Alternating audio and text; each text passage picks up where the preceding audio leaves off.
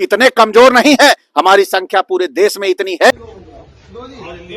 ये अपनी बहन बेटी की सुरक्षा के लिए अगर बांग्लादेश जैसी स्थिति पैदा होती है तो मुल्लाओं को कहता है विधर्मियों को अपनी सुरक्षा है। तो धृतिक क्षमा दमोस्तव शौच विद्या निग्रह धीर विद्या सत्यम क्रोधो दशम धर्म लक्षणम। ऐसे धूर्त हमारे धर्म को कमजोर कर रहे हैं और वैश्विक स्तर पर हमारे धर्म को गंदा बताने का काम कर रहे हैं। अभी तलवार बांट रहे हो तो इसका मतलब है कि हमारी पुलिस व्यवस्था बेकार है, हमारी शासन व्यवस्था बेकार है, हमारी सरकारें बेकार हैं। जब आप तलवार बांट रहे हो, जो धर्म के नाम पे बड़ा बड़ा चंदन लगा के हमारे सामने आ जा रहे हैं, उनसे सावधान रहना पड़ेगा। जरूरी नहीं कि वो धर्म की मीठी मीठी बातें करके वो धर्म के झंडमबारदार हों। हो सकता है उसकी अपनी कोई राजनीतिक मंशा हो, या हो सकता है देश में तानाशाही व्यवस्था बनाना चाहता हो। कार्यवाही, भाई कार्यवाही कैसे सोच सकते हो आप? अवार्ड दिया जाएगा इन लोगों को। देश में जब जब चुनाव आता है तब तब हिंदू मुस्लिम होने लगता है। तमाम सत्ताधारी दल हो चाहे विपक्ष हो, उनका एक मोटो है कि इस देश में यदि चुनाव आपको जीतना है, लोगों को अपने पाले में लामबंद करना है, तो हिंदू मुस्लिम करना शुरू कर दीजिए। लोग ऑटोमेटिकली आपके पक्ष में चले आएंगे, डरेंगे, भयभीत हो जाएंगे। नमस्कार, जोहार, मैं विवेक कुमार, आप देख रहे हैं ओबीसी टाइम्स। इस वीडियो को जरा गौर से देखिए। ये वीडियो उत्तर प्रदेश के गाजियाबाद के किसी मोहल्ले की है, जहां पर तमाम हिंदुवादी संगठनों के लोग हाथों में तलवारें और फरसे लेकर के घर घर जाकर के बांट रहे हैं और ये कहते हुए नजर आ रहे हैं कि अपने घर के बहन बेटियों की सुरक्षा करिए, ये तलवार पकड़िए, ये फरसा पकड़िए। फिलहाल हम बातचीत करेंगे, हमारे साथ उसी बजरंग दल हिंदुवादी संगठन के पूर्व कार्यकर्ता हैं, पूर्व कट्टर हिंदू अचल सिद्धार्थ जी हैं, इनसे बातचीत करेंगे। सर, कैसे देखते हैं इस पूरे मामले को? क्या वास्तव में उत्तर प्रदेश में महिलाएं असुरक्षित हैं? जिन्हें सुरक्षा की जरूरत है वो सुरक्षा तलवार से होगी, फरसे से होगी, जबकि उत्तर प्रदेश की सरकार दावा करती है कि महिलाएं सुरक्षित है, रात में भी घूम सकती हैं। अब आप जो बता रहे हो, ये घटना वीडियो मैंने भी देखा, अभी 1 ही घंटे पहले देखा, तो ये साफ साफ नजर आता है कहीं ना कहीं झूठे योगी हैं। योगी 1 नंबर के झूठे हैं। जानते हैं क्यों? आप योगी कहते हैं कि महिलाएं रात में 12-1 बजे भी घूमें, सुरक्षित हैं, आपने सुना होगा। लेकिन अब आप क्या देख रहे हो कि आपकी बहन बेटियां असुरक्षित हैं। किससे असुरक्षित हैं? भाई सवाल तो ये उठता है ना, असुरक्षित तो भी बता रहे हैं। बांट कौन रहा है?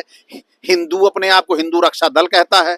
अब वो घर घर तलवार और त्रिशूल बांट रहे हैं। आप छोटी सी रामपुरी एक रख लो, आपका चालान हो जाएगा। नंगा नाच कर रहे हैं साफ साफ, और शासन सत्ता वाले खामोश हैं। आखिर इसके पीछे करना क्या चाहते हैं वो? कहीं देश में नई तरीका का आतंकवाद तो नहीं पैदा हो रहा है? ये सोचना पड़ेगा। अच्छा, नरसिंहानंद यति हैं, हिंदू धर्मगुरु हैं, वो कह रहे हैं कि इस देश को आरएसएस, बजरंग दल ऐसे संगठनों की नहीं बल्कि आईएसआईएस जैसे संगठन की जरूरत है। देखिए, वो धर्मगुरु नहीं है। हाँ। धर्मगुरु किसे कहते हैं? धर्म किसे कहते हैं उसे समझना पड़ेगा। वो धर्म जानता ही नहीं किसे कहते हैं। धर्म के जो 10 लक्षण बताए गए हैं, धृतिक क्षमा दमोस्तव शौच विद्या निग्रह धीर विद्या सत्यम क्रोधो दशम धर्म लक्षणम, एक भी इनका लक्षण उसके अंदर दिखाई देता है? दिखाई देता है आपको? नहीं ना। अगर वो तलवार बांटने की बात कर रहा है, आईएसआई जैसे संगठन बनाने की बात कर रहा है, तो वो धार्मिक है। आप उसे धर्मगुरु कह रहे हैं, वो आतंकवादी है साफ साफ।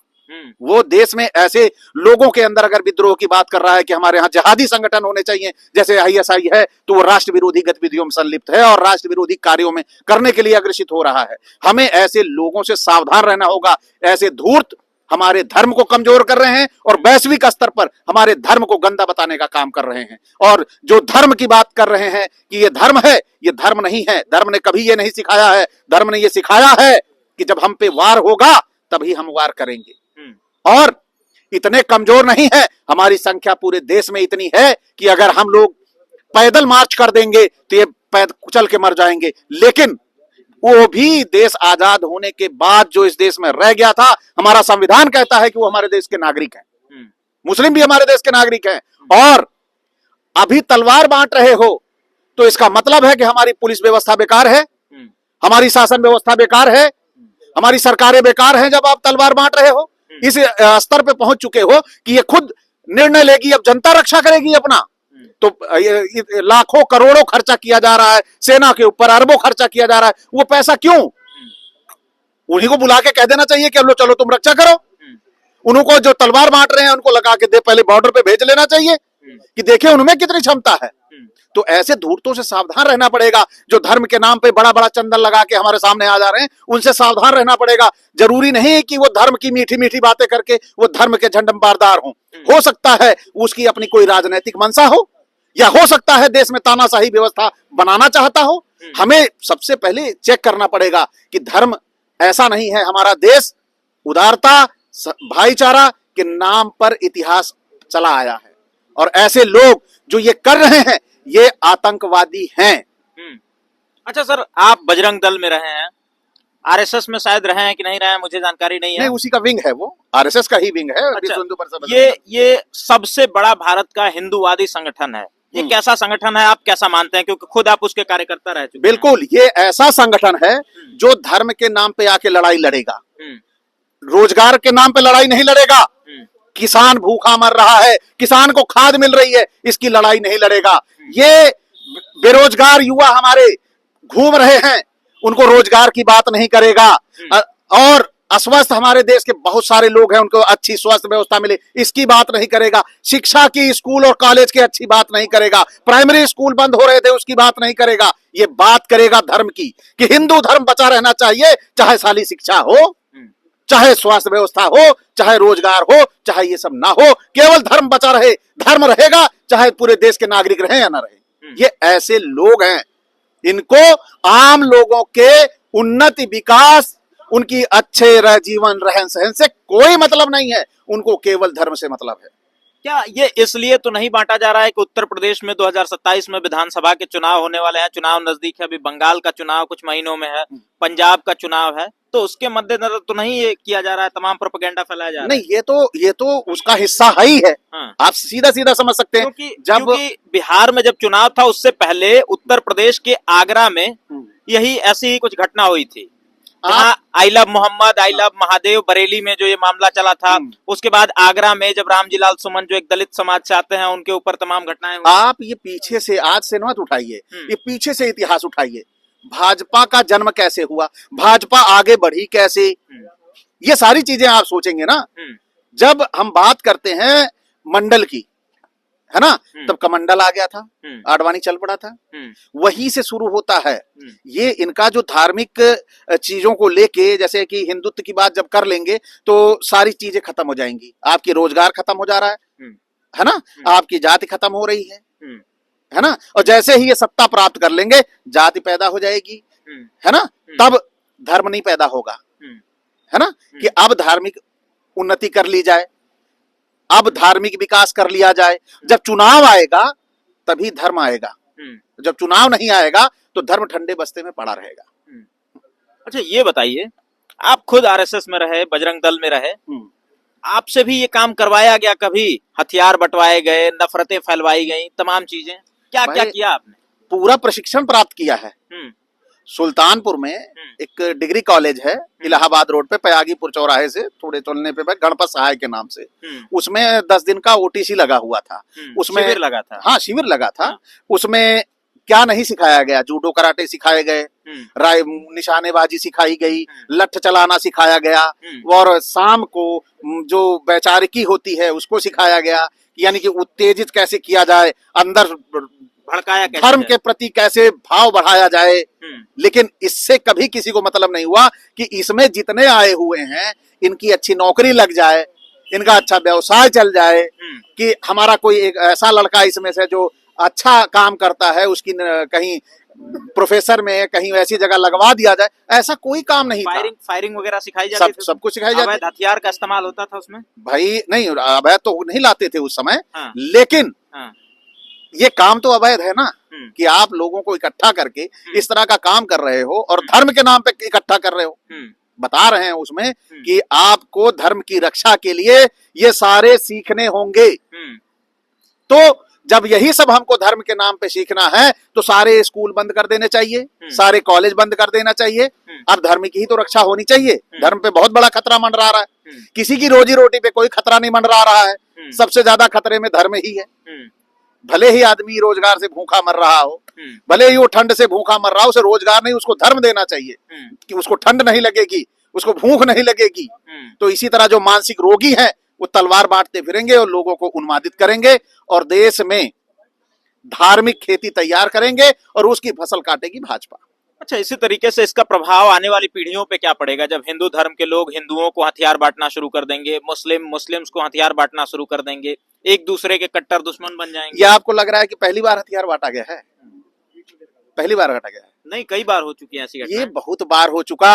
एक बजरंग दल का त्रिशूल देखा होगा, त्रिशूल ऐसे ही आता है, उनका दस्ता लगा होता है ना, जैसे चाकू का एक दस्ता होता है, उसमें ऊपर इतना बड़ा निकाल के 3 निकाले होते हैं, त्रिशूल जैसा नुकीला सा। वो लगातार खूब बांटते हैं ये लोग, जहां जहां ओटीसी करते हैं, बजरंग दल का जो कार्यकर्ता बनता है उसको त्रिशूल बांटते हैं। ये कोई नई बात नहीं है, बस यही है कि अब इन उन्मादियों के चेहरे सामने आ रहे हैं। पहले ये गुप्त रूप से किया करते थे, अब खुलेआम भी करने लग गए हैं। इनका इतना दुस्साहस हो लगता है कि सरकार का सत्ता का संरक्षण प्राप्त है इन लोगों को। बिना संरक्षण के कौन सा अपराधी पनप सकता है भाई? इस तरह की घटनाएं बिना हो सकता है? नहीं तो बता दो किसी यादव को लेके ऐसा कर दे, तलवार बांट दे, 2 मोहल्ले में देखो तलवार बांटते हुए कह दे कि हमें ब्राह्मणों ठाकुरों से खतरा है, देख लो तो अरेस्ट ना हो जाए, अगले दिन चला जाए। तो भाई आज जिस तरह यादव मारे जा रहे हैं, ब्राह्मण और ठाकुर ही निकल रहे हैं मारने वाले मोस्टली, है ना? तो यहाँ पर मार कौन रहा है? ठाकुर ब्राह्मण। और वहां पे वो डर किसका दिखा रहे हैं? मुस्लिम का, यानी धर्म का, दूसरे धर्म का है। तो यहाँ पीड़ित किससे हो रहा है? अपने ही धर्म वाले से।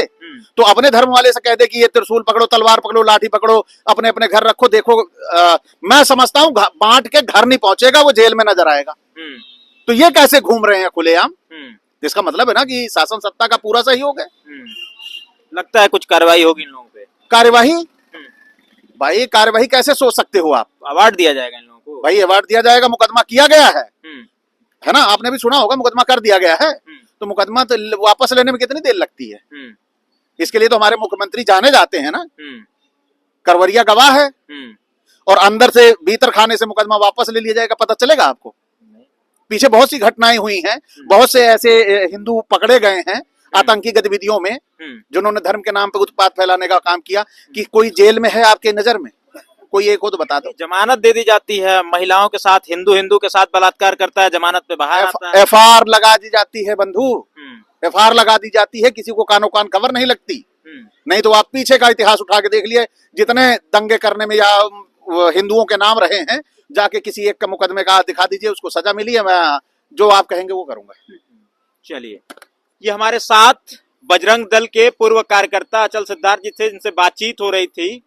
हालिया मामला आपने देखा होगा, उत्तर प्रदेश के ही गाजियाबाद के एक मोहल्ले में खुलेआम वीडियो शूट करा करके हथियार बांटा जा रहा है और कहा जा रहा है ये रखो, अपनी बच्चियों की सुरक्षा करो। पूरी वीडियो आप सुन सकते हैं।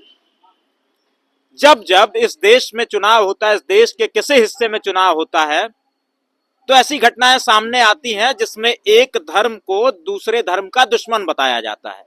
उनसे सावधान रहने के लिए जातियों को, धार्मिक लोगों को लामबंद किया जाता है। ऐसी कुछ घटना बिहार चुनाव से ठीक पहले होती है, जब बरेली में एक हिंसा भड़कती है आई लव मोहम्मद और आई लव महादेव के नाम पर। उसके बाद आगरा की जो घटना होती है वो आप सभी लोगों ने देखी। ऐसे ही देश के अलग अलग कोनों में तमाम घटनाएं होती हैं। फिलहाल इस घटना में अब क्या होगा? आखिर ऐसे लोगों का मनोबल इतना बढ़ा हुआ क्यों है? सवाल सत्ता के ऊपर खड़ा होता है। क्या मुख्यमंत्री योगी आदित्यनाथ का संरक्षण इन लोगों को प्राप्त है? जहां धार्मिक गुरु खुद को बताने वाले लोग, नरसिंहानंद यति जैसे लोग, ये बयान देते हैं कि इस देश को आईएसआईएस जैसे संगठनों की जरूरत है। बजरंग दल, फजरंग दल और आरएसएस से कुछ नहीं होने वाला है। फिलहाल इस पूरे मुद्दे पर, पूरे घटनाक्रम पे आपकी क्या प्रतिक्रिया है, कमेंट्स के माध्यम से दीजिएगा। हम जल्दी मिलेंगे अगली वीडियो में। तब तक के लिए नमस्कार, जोहार।